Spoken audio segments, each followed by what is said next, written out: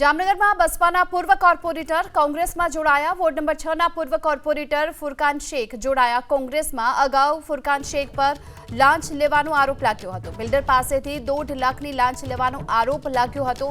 જો કે અગાઉ ગુજસીટોકના આરોપી અતુલ ભંડેરી પણ જોડાયા હતા કોંગ્રેસમાં।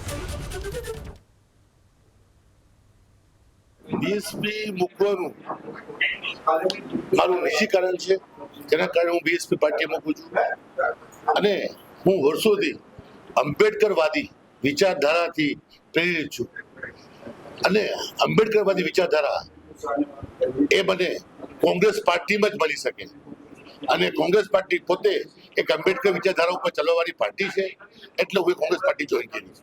રોજ એક પછી એક ભાજપના મિત્રોએ કોંગ્રેસ જોઈન્ટ કરી, આમ આદમીની ટિકિટો ડિક્લેર થઈ ગઈ હતી એવા લોકોએ પણ કોંગ્રેસ જોઈન્ટ કરી।